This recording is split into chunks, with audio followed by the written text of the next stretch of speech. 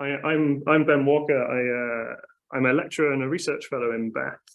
I spent a bit of time at UCL, having done my DPhil and my undergrad in Oxford. What I'm hoping to talk about is some multi-scale stuff. I think this is going to be a little bit different to what most people have been doing at this program, but it is definitely related to movement. Yeah, let me kick off. I'm not planning on giving all that much motivation.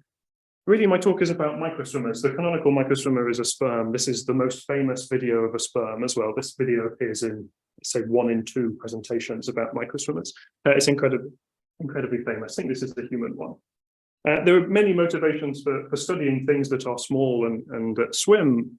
The most obvious one in the case of a sperm is fertility medicine, trying to understand how we can improve outcomes. But there are also a huge range of microswimmers that broaden the desire to study these things. Bacteria of some variety occur almost everywhere, and understanding what they do is something people care about. My favorite microswimmer, though, is this one in the bottom right-hand corner. This is Chlamydomonas. This is some algae. I can't really remember what it actually does, but the way it swims is quite curious. It's this big spherical type thing, and it has these two, I hope you can see here, you probably can, two cilia or flagella at the front, and it's really doing breaststroke. It's really quite remarkable that it does a stroke we might recognize. And this is my favorite, and this is a model organism for lots of things, in particular the cilia and flagella, which actually all of these have, if you fudge a little bit for the bacterium, are conserved across lots of organisms. So people study these for fundamental cell science reasons too. These can become incredibly interesting when you put lots of them together. So you might have heard of bacterial turbulence. It's this wonderful phenomenon where you take a bunch of bacteria in a relatively dense suspension, and the flows that you get out of it look quite turbulent.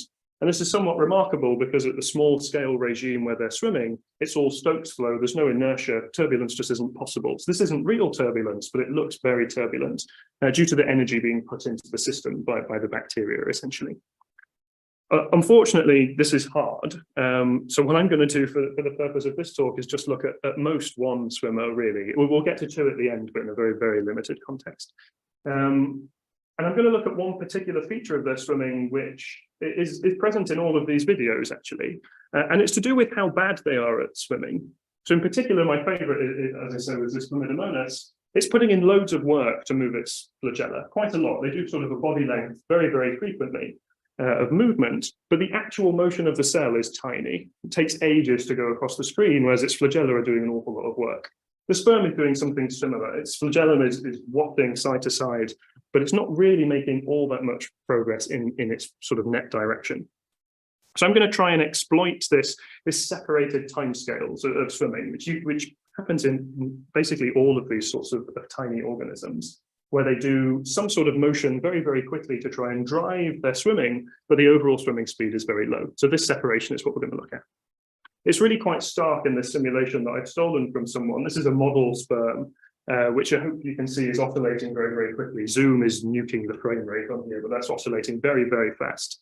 But overall, it's doing what is potentially a more interesting behavior, right? It's closing a loop. This is in a shear flow, so it's making it want to rotate in some way. But I don't really care about the wiggling. I really just want access to this global motion, this longer scale thing, because that seems a bit more interesting. So we'll try and do that.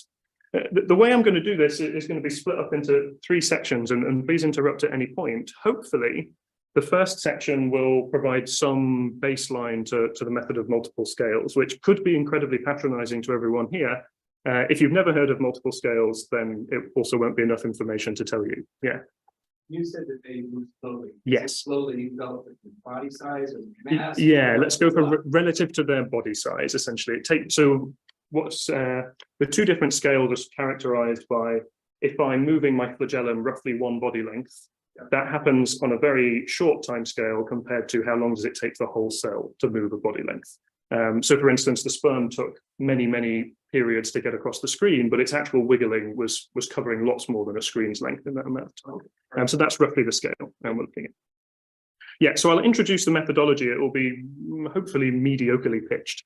And then we'll go on to the second part is my favorite. It's an actual biological problem that this methodology was quite useful for. And then the last bit is sort of 5 minutes of there's an awful lot of work to do in this regard.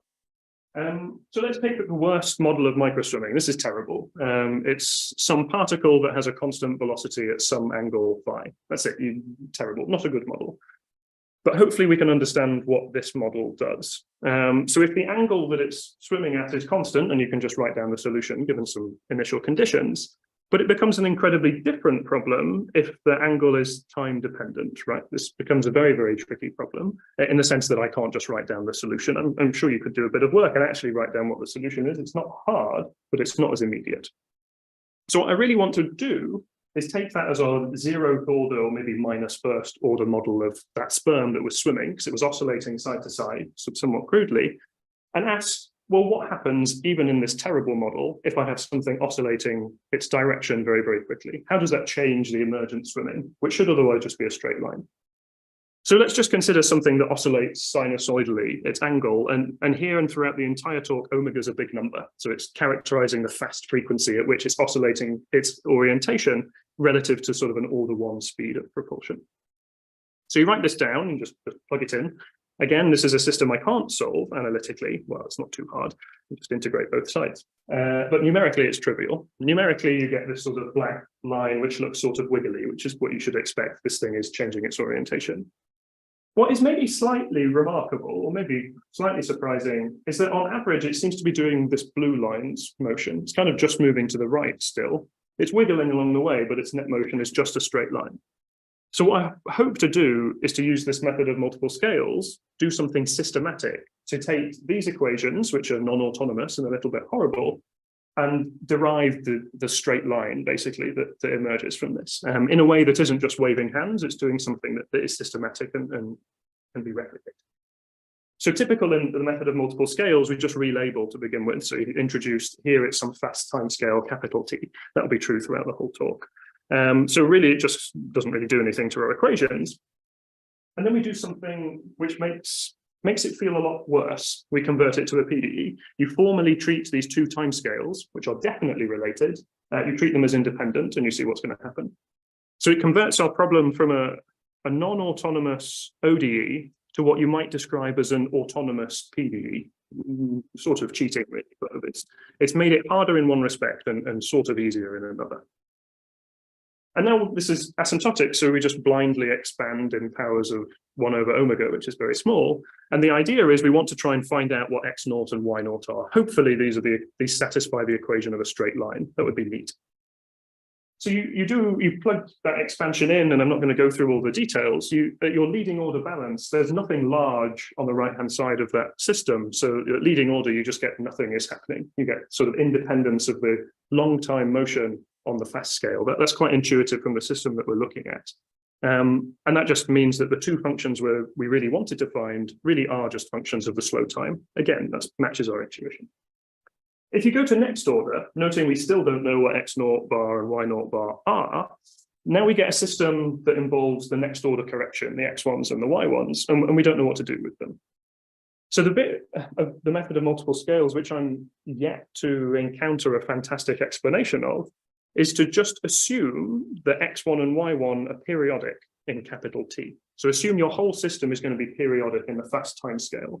Now, in this particular context, that feels quite intuitive because it's being driven by something periodic. You would sort of hope that as you zoom in on what's going on, it should be roughly periodic. You can think of it as like a quasi-steady approximation in this regard. So if you do this, well, why would you bother doing this? It means if you integrate dx1 by dt over a period in t, if it's periodic in t, then that integral just vanishes, right? I'm integrating a derivative and it's the same at both endpoints, so it just disappears. If you would prefer a better grounding in this, it's essentially the Fredholm alternative theorem, which you've almost certainly seen in linear algebra, and if you haven't seen it in PDE context. But it's exactly the Fredholm alternative theorem, which gives you solvability conditions for the operator d by d capital T in those higher equations. And in particular, that just gives us effective equations for x naught bar and y naught bar. It's actually solved our problem for us. We just have to compute some averages, where angle brackets averages here. So the question reduces to, can I average cos of sine t and sine of sine t over 2 pi, say? It turns out these are just easy. I say easy. The second one is easy by parity. The first one, there are two distinct routes to get to it. The first one, which was taken by one of my collaborators on this work, was to do a contour integral to try and compute this average, and then you do a series expansion, and you can get the series expansion for this Bessel function. It's fantastic, actually. It's a lot of work. Or what you can do is, as I pointed out, another operator, scroll slightly further down. It's incredibly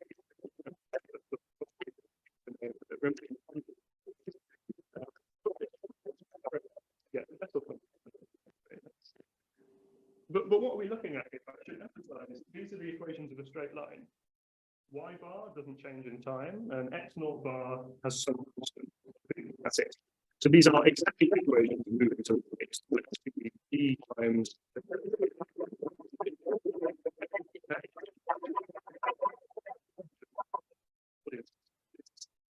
increasing amplitude.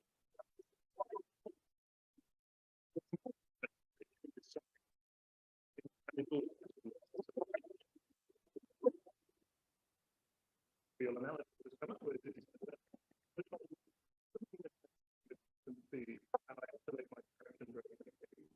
then I strictly reduce the speed which I'm traveling on net. Feels really obvious. I'm spending some time not facing the direction I was going, so I get slower, which is exactly this Bessel function correction. What's maybe less intuitive is that because the Bessel function changes sign, if the amplitude of those oscillations is sufficiently large, I can end up swimming backwards, even though my average angle is still sort of facing to the right. I'm not claiming this is particularly insightful. It's because taking the average of theta is bad. What we really want is the average of cos theta and sine theta, which is giving the answers to this. It's not deep, but it doesn't systematic to bring out. I won't talk about oscillation, but you can do basically the same sort of thing, and it generalizes very easily. There's nothing particularly exciting. And it depends on exactly what oscillations you're doing. In fact, in this case, it's always a straight line. It's just potentially a straight line off at some direction which isn't. The point of this really was to highlight this. Really, we didn't want to stick a terrible model because it's a terrible model of swimming. What we wanted to do instead was take a famous equation and see what happens if you wobble the thing in the equation. So this is a model of it. It was by Jeffrey. It's now 100 years ago. Passive ellipsoid, so just a rigid ellipsoid, and then you get analytical dynamics. You can get solutions for the dynamics that are coming here, and that's exactly this equation for the WG prime, the omega G prime. It's really rather famous. In fact, I think I have. And you can just write it down in terms of the only thing to take away from this is that there are two types of solution depending on the parameter B, which somewhat makes it Stokes flow encodes all the shape of the particle. It doesn't have to be an ellipsoid. You can basically take any shape, compute something horrible about it, and all the shape information just gets put in this one scalar. And if this scalar is between -1 and 1, then you get what you might expect. It just to rotate in this bottom left-hand picture. If you have a very weird shape, and these are quite contrived, you can look back at some papers in the 70s to find shapes like this.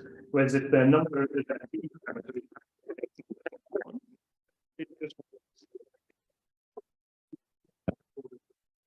something strange about their shape means that they just reach a steady configuration for orientation. All that matters is we have those two regimes. I'm not trying to get us into Stokes flow too much. So you can do basically the same analysis. This is saying if I have a rigid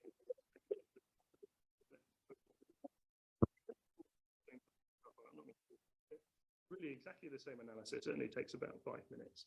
And the answer that you get out, the more effective orientation, is exactly the same as the original Jeffreys equation, as if my object wasn't but with parameters, completely analogous to the translation. So I just get an effective speed. Here I get an effective shape, but potentially some change in where it's defined. This was actually quite surprising. This was a few years ago. We didn't expect the functional form of the equations to be the same. There's kind of no reason it should be.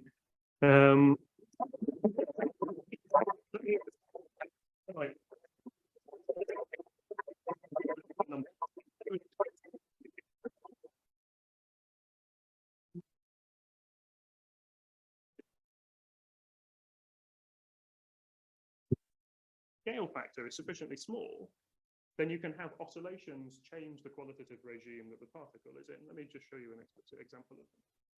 So if you have a particle which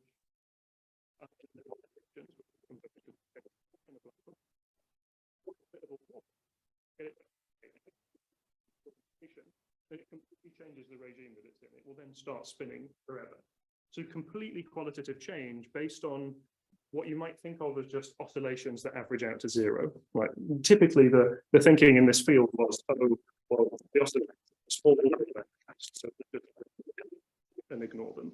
This really highlighted to us that you just can't do that, even in what was a classical system studied a very long time ago. So we still weren't studying this because we thought it was a good model of a swimmer, because it's still a bad model of a swimmer.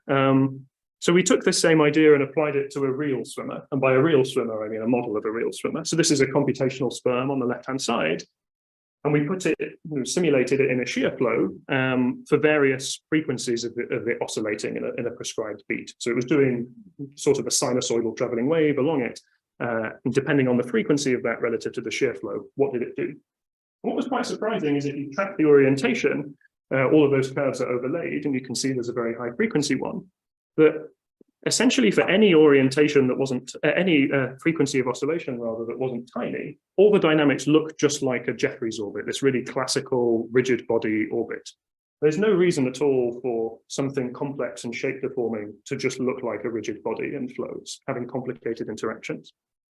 It turns out this was, we didn't know this at the time, it took us a year or two to work this out afterwards, that you can prove what is the only theorem I could ever have claimed to have proved in doing research, was that if you take any shape-deforming swimmer in the plane, so like Chlamydomonas or the sperm that we looked at, and so long as it changes its shape at quite a high frequency compared to some characteristic timescale of the flow, it always looks like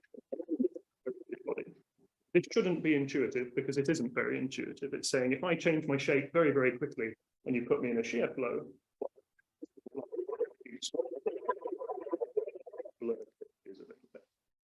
this was really quite surprising, and it was remarkable in what generality we could actually prove this result. I'm not going to go into the details, even though it is fun, it's just quite notation heavy. All it really needed was to exploit the fact that Stokes flow has a nice linearity property. And actually, technically, the result applies to any linear relation. That was quite cool. Okay, that was a slightly more chaotic introduction to Stokes flow than and multiple scales than I'd actually planned. Hopefully we have some sort of intuition that even in limitingly simple problems, fast oscillations in this context can drive huge qualitative changes in behavior, even in quite contrived settings. So what I wanted to do was spend the remainder of my time looking at an experimental video. This is the only time I've really done this in my career, and I might never stumble across something quite as pretty as this one. This is Chlamydomonas again, my favorite organism. It's in a channel, so the channel walls are at the top and bottom. They're way off the scale of this video, so don't worry about the walls really for the rest of this. It's in a flow from left to right, so they're being swept downstream. And what is almost certainly to right of this video for you to see, at least here, it looks great on my screen. It's the Chlamydomonas is trying to swim left. It's desperately trying to swim upstream. You can maybe just about see that by the fact that its speed increases and then decreases in that direction. So it's trying to swim upstream, but the flow is just too much. It's sweeping it downwards. What's remarkable is not that it's sad and it's unable to swim upstream, is that it's desperately trying to swim upstream. And these experimentalists put many, many Chlamydomonas in this exact experimental setup, and they always ended up right at the middle of the channel, always swimming upstream. There's no chemotaxis or light source or anything that they want to swim to. They just always swam upstream, and they don't know why. It's not obvious that that should happen. In fact, it's really not obvious that that should happen. So these people did was they wrote down an ODE model, which you can derive from proper physics to say this is roughly what it should look like. And this ODE model did a good job numerically of predicting the behavior. It was quite nice, actually. Here's a schematic, by the way. This wasn't clear. The walls are much further off than the schematic shows. They always ended up at the middle facing left. So their model, written in terms of all you'd need to track is the orientation and the distance from the center here.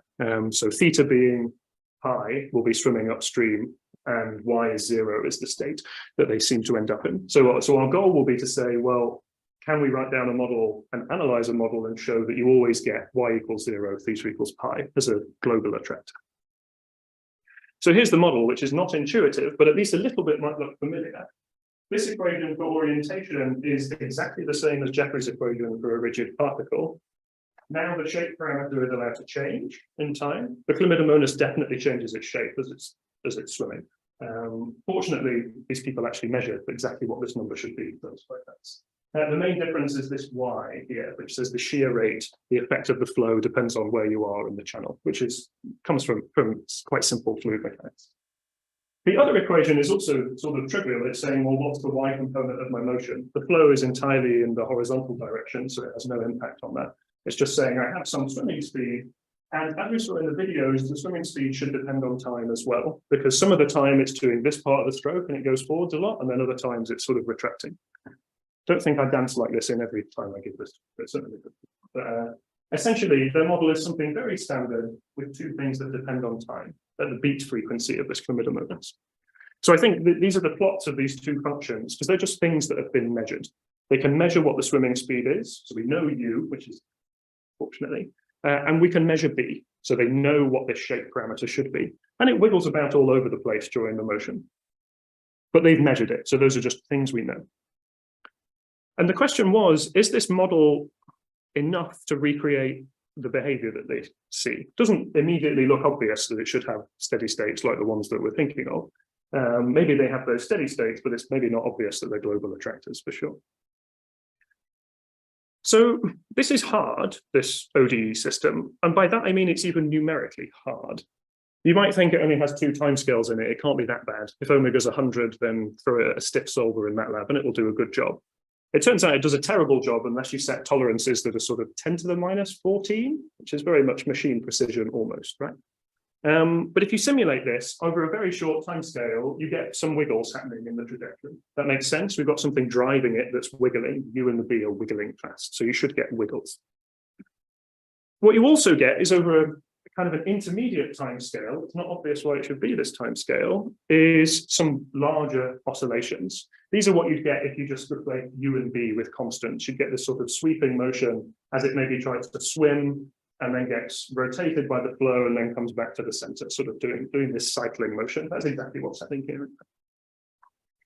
What was really surprising and very expensive to simulate was this behavior, which here is over an order 1 timescale, but it's sort of fairly long compared to order 1 over omega, is this big qualitative change in what happens.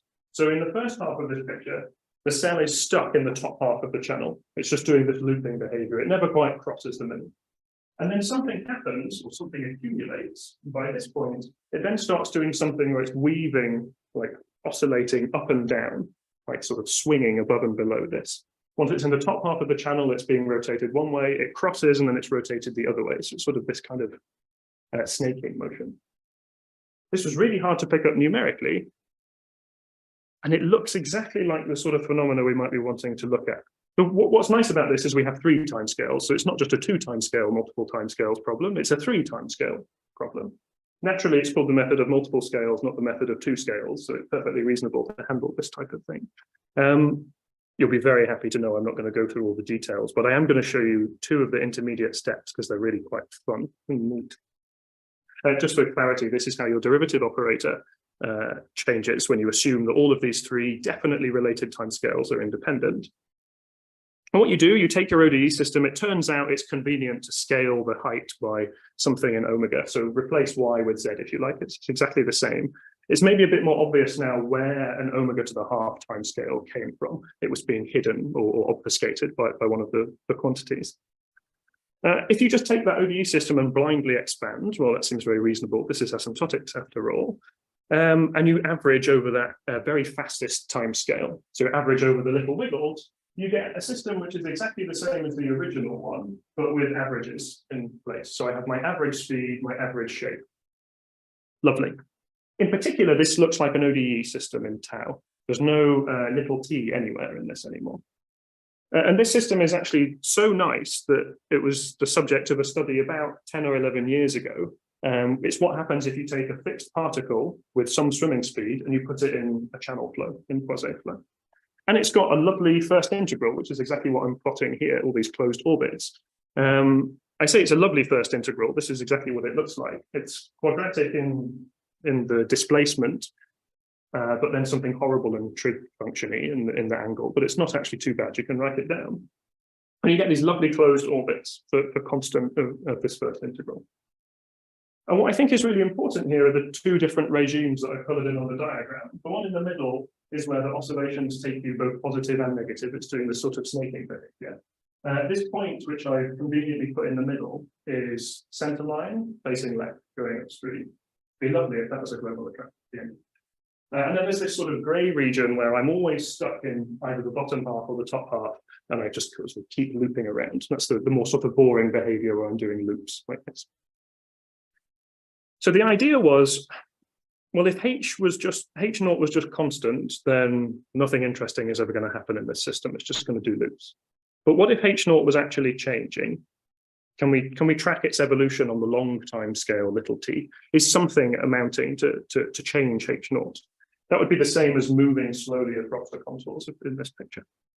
So you do this, you start off, you pose the functional form that you've got out, and then you start from the very beginning and do some expansion, you do your triple scale analysis, and you do your averaging, which I'll spare you. Very easy, actually, but a little bit sort of fiddly to write down. The answer is quite nice. So if you don't take anything else away from this talk, you should take away how pretty this answer is, because it's an autonomous ODE for the first integral of this thing. Gamma was the shear rate of the flow, treat it as 1 if you like. And then there's this mysterious W, which has popped in. So W, it turns out, is some slightly cumbersome to write down, average of the two functions we know, U and B. So a function of the swimming speed and the shape as they change over time, which we can just write down. So you give me a swimmer, I can tell you what this number is. Take it as 2 or something, whatever you like. So that means we have just this F. That's really the only thing driving the dynamics. And it turns out that F is always less than or equal to 0. And that's not just an empirical observation. You can actually prove that F is always less than or equal to 0. Here's a plot of it. G was the function in the first integral. F is 0 as you go towards G of pi corresponding to being exactly at this point here. It has this completely curious point in the middle, which you might be able to guess where that appears on this diagram. It's exactly the black line that's the region between these two things. It turns out this is clearly it's a horrible singular point. It's sort of a cusp on this diagram. Really, to delve into what's going on is the period goes to infinity along this thing. Really, you should do a higher order analysis, but it turns out for this ODE, that doesn't matter, because in the context of that ODE, this point is still unstable. It doesn't matter which side I approach this from. If I was coming from the right, if W was negative or positive in this case, then I might hit this point, but any perturbation will drive me up to the left again. So it is functionally unstable. They are talked about a little bit in Strogatz's book, actually, which was quite nice to stumble across. So our function is less than or equal to 0. It effectively only has one stable point. It's either on the left, right at this attractor in the center, or if W is the other side, it's off at infinity. So that means this first integral will just keep getting larger and larger, which is getting further and further into the gray region of this thing. So that means we know the eventual behavior of this quantity. We know what's going to happen to our first integral. In particular, that means we know the two possible behaviors for our swimmer. It's either going to do the upstream swimming that we saw from the videos, or it's going to endlessly tumble and get further and further away from the center line, and then something else will take into effect. So now you might be thinking, well, this is all well and good, but you know how to compute W. It's just some function of U and B. Hopefully it matches up for the experiment. I already said all of this, it doesn't matter. Well, before we actually answer the biological question, I should convince you, I've just talked about having done asymptotics. You should not believe that any of it was correct. The only way you can believe, I think, that asymptotics is correct is by doing some numerical examples. So here on the left is the first integral H, and this insect's probably the only way you can see the very, very rapid oscillations that it's undertaking. And then the black lines are the systematically computed average system. And the true test of asymptotics is, does the line go through the other line? And it certainly does go through the other line, and you get the three different regimes that you might be expecting. So the proof is very much in the pudding here. What is the W number for this system? And it turns out it was exactly the number that we wanted it to be. It had exactly the correct sign, such that these complicated, if you like, 3 timescale behaviors were the thing driving or potentially driving this emergent behavior that they saw from this system. So the implication of that is, if I set U and B to be constants in my model, I don't see what happens in my experiment. But if I include this very rapid oscillation, which nobody reports in the literature because they think it doesn't mean anything, that completely, in this case, is sufficient to drive the qualitative behavior of this swimmer. And there's no reason to expect it wouldn't do it for other swimmers as well. This analysis was sort of agnostic as to what the swimmer wants, really. You're probably all asleep. The last message is really just, well, it's very simple. I can skim through it quickly because it's really just a culmination of the stuff we've seen so far, or the message of what we've seen so far. So actually, I'm going to skip a bit of bits about flow fields because it really doesn't matter. The point is that if you were to teach an undergraduate course about microswimming, you would start off with a far field model of what the flow around them is. And from there, you can write down some analytic equations governing the motion of 2 swimmers interacting, say. Here's a particularly nice case. I take my 2 Chlamydomonas and I drive nails through the center of both of them. So they can't swim, but they can rotate. I'm not suggesting this is experimentally sensible, but abstractly, this seems quite sensible. So I have 2 swimmers, they generate some flow, which they push on each other, but they can't move, they just rotate. The question is, what are the dynamics? And you might not think this is simple, but this is an exact equation that you can get out from the Stokes flow problem for this, subject to them being incredibly far apart. And it's very simple. You have a shape parameter, which conveniently is the same letter as before. And then the other thing that changes is P, which is essentially just a measure of the flow. It will change very rapidly in time as the Chlamydomonas does its flapping about and so on. And the traditional way of analyzing this system is, well, actually, sorry, I should note, it's very symmetric. You can just swap these 2 things. The traditional way of analyzing this system is to take P and B to both be constants, and then it generates actually a wonderfully rich and beautiful set of phase planes. So here is actually all of the phase planes you can get from this dynamical system. They're quite nice. There's some lovely closed orbits in this bottom left-hand corner. There's some not quite neat, they're fairly elementary, but they generate some quite striking behaviors, some nice bifurcations that go on. But to do all of this analysis, I've taken constant parameters where they're actually changing very quickly. So the question, here's a flow field, by the way, this is a sperm. If P is some measure of that flow field, that's clearly highly dynamic, changing an awful lot as the sperm is moving. So really, we should take P and B to be rapidly varying. And is there a difference? I've sort of spoiled this story throughout the rest of the talk because this would be a pointless thing to show you if there was no difference. If you do some very simple asymptotic analysis, this genuinely takes 2 minutes. It's not very difficult. Then you can derive what the correct effective equations are. It turns out they're the same effective equations, just with slightly different parameters. That's been a theme throughout the things that happened in this talk, but I want to emphasize it's completely unreasonable that you should expect that in general. That's something I still don't know why happens. But here we've just got different parameters. And in particular, the question of equality of these 2 systems really just comes down to, well, are these 2 averages the same? And the answer is, well, of course they're not. They're never going to be the same. Well, apart from if you make one of them constant, for instance, or do something very contrived. You could crudely say, well, okay, fast dynamics matter because those things are basically never the same. But that's not really the interesting question. I don't want quantitative agreement. Are they even qualitatively the same? Because that would be fine. I'd still be happy if my crude model was qualitatively the same. And of course, there's no reason for them to be qualitatively accurate. Here's an example. If you pick them both to be sinusoids, it takes 2 seconds to find parameters where in one regime, you get the phase plane on the left, and the other regime, you get the other dynamics give you the regime on the right.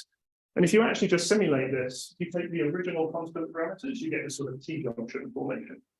Fine, that would have been my prediction. It's certainly the prediction you find in the textbooks on this. But actually, if you simulate the system, or if you use the systematically average stuff, you get entirely different dynamics. They end up facing parallel to one another, so not facing each other at all.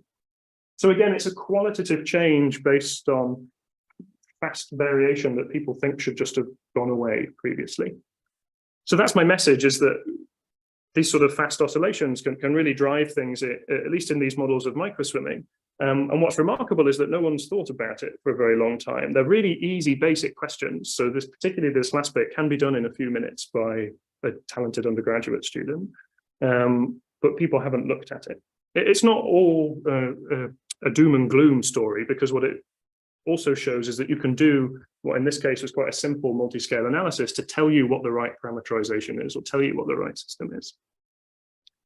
Okay, mercifully, I've finished now. This is a slightly hot room to have talked about asymptotics. Do apologize. It was lovely doing this work because it came out of my DPhil viva as a throwaway comment of the examiner that, oh, isn't this sort of multi-scale stuff? It turns out my entire thesis was just doing multi-scale analysis badly. So then following that, I decided to do it a little bit less badly, possibly still not well, but definitely less poorly. The projects have been quite varied, and none of them have been just me. I forgot to say this at the start, but all of this is work with Eamon Gaffney, and particularly Mohit Dalwadi, who knows an awful lot more about homogenization than I do, as well as two collaborators in Japan, Kenta and Clement. What I wanted to finish with was a teaser for Friday, because if this has bored you senseless, I'm also giving another talk on Friday, which is about absolutely nothing this technical or dry, and is instead about something which is hopefully as pretty. Well, I think this is pretty. If you think this is pretty, you might enjoy what I talk about on Friday, which is much more of a discussion about tools for teaching and research and education and things. So I'm going to leave this slide up because I think it's pretty and it took me ages to make. But if you have any questions, please do ask. Thanks very much for your time.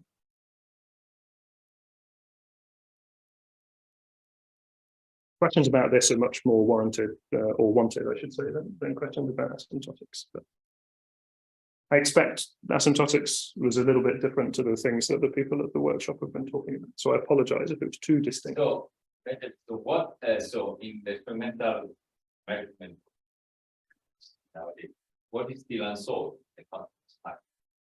It seems taken on a journey where we have solved some of the problem there. So what is it? So there are a few things we definitely don't know.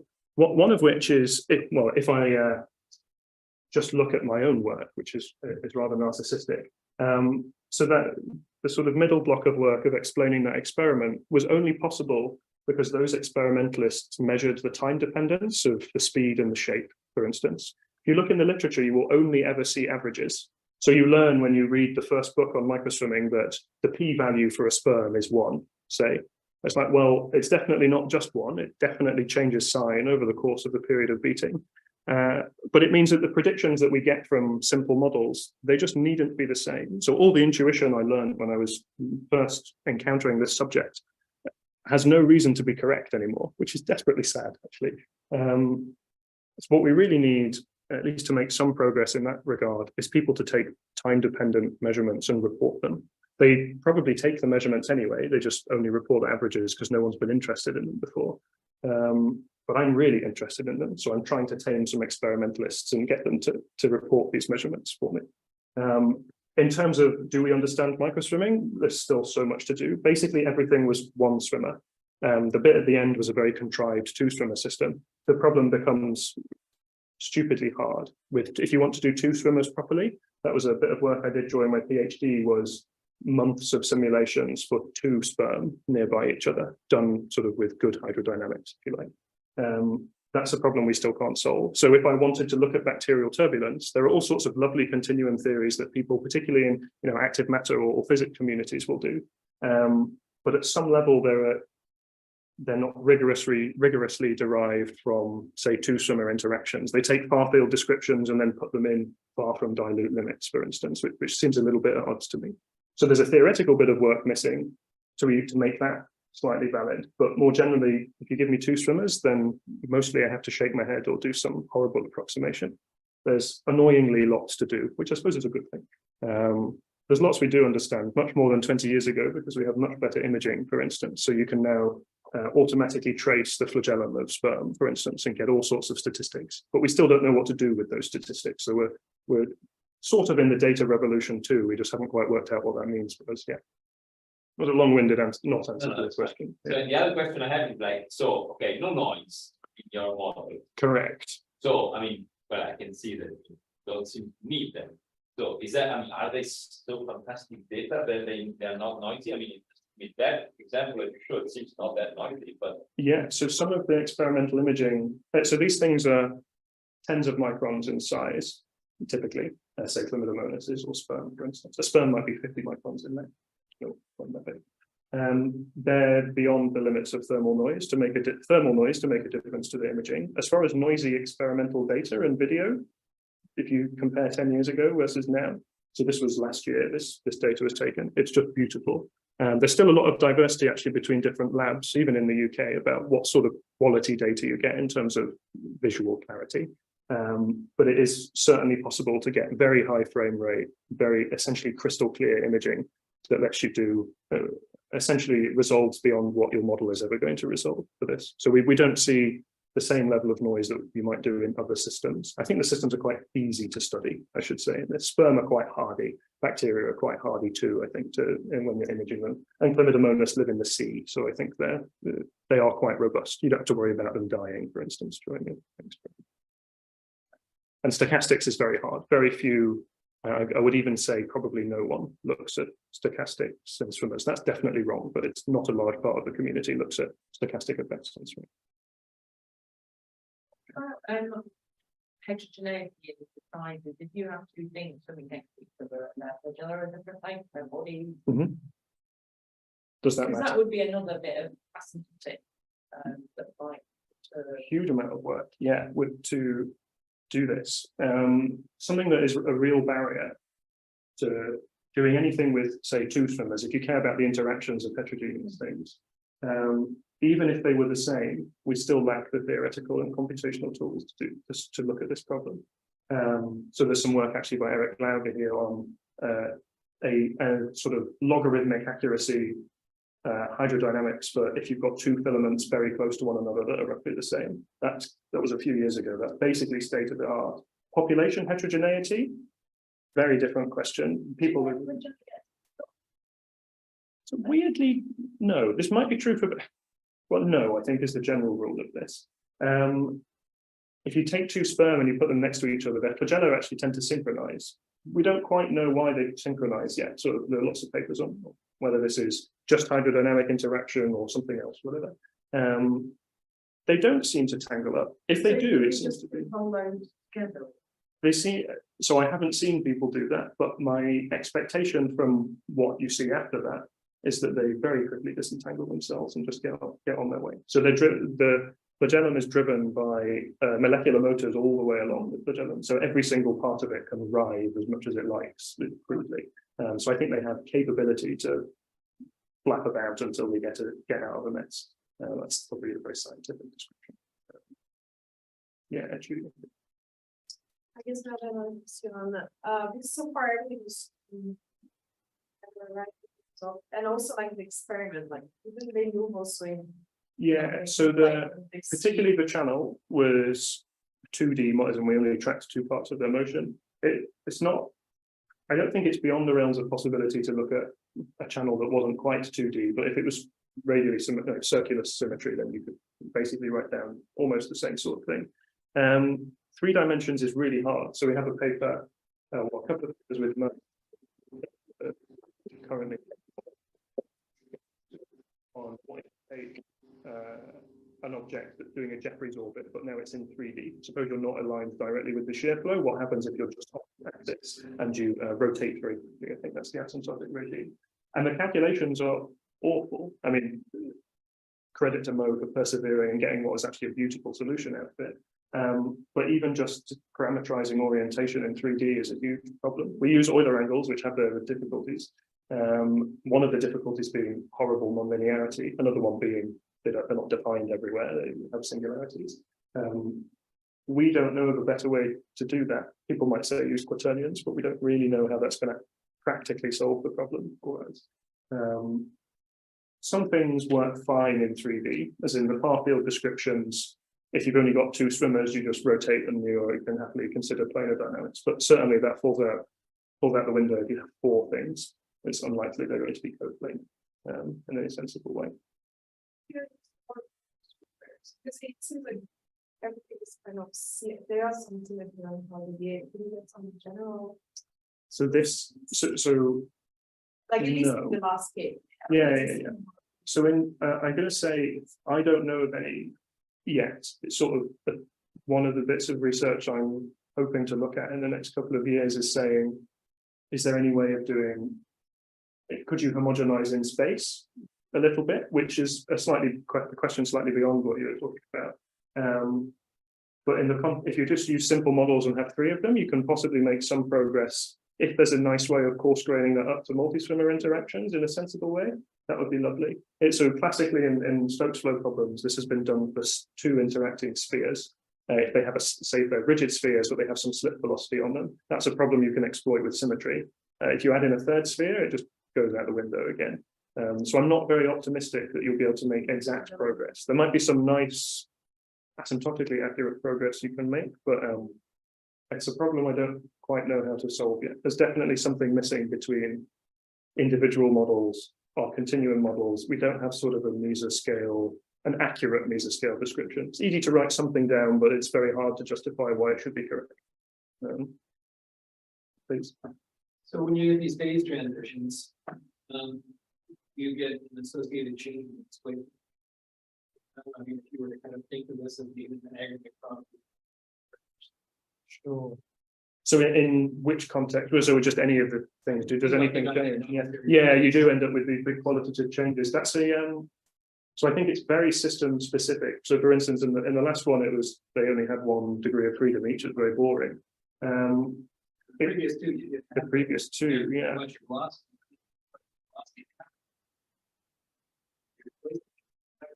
Yeah, well, absolutely. So in the yeah, so in this in the experimentally driven one, where the swimmer ended up always just facing left in the center of the channel, it's in some sense that's the most efficient way for it to be swimming, and that it's always facing upstream because of the configuration it's ended up in.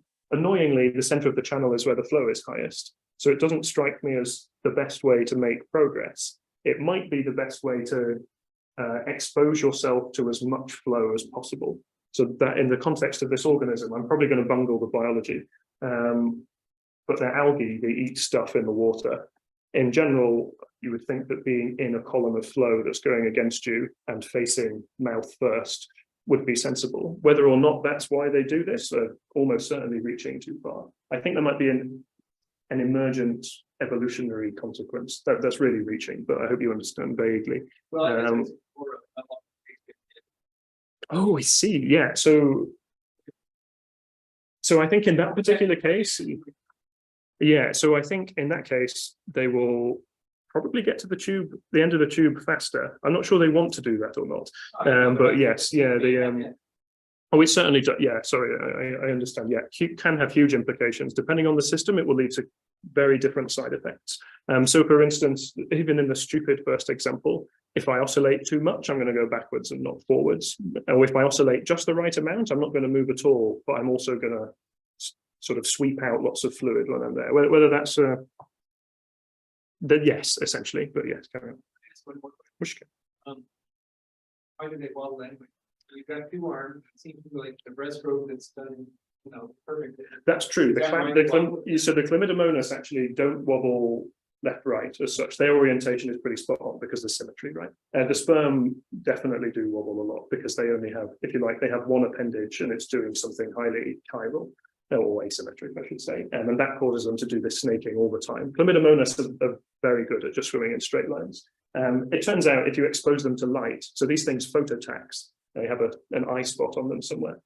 If you expose them to light, then something changes about one of their beats, which induces some asymmetry and makes them turn. But they tend to not wobble. You're right. Yeah, clammy don't wobble. It's really the first the example of the sperm, and the bacteria to some extent wobbles as well. The bacteria naturally spin very, very quickly. They sort of can spin up to 1,000 hertz, which is a stupid high number in certain species. And that was the motivation for the paper in 3D, where we have something that spins very quickly. So we've tried to take inspiration from actual biology for each of these things, but you're right, it is distinct fast things going on. One is oscillations, one is oscillations in something perfectly symmetric, but speed and shape. Awesome. Great. Thank you very much for your time.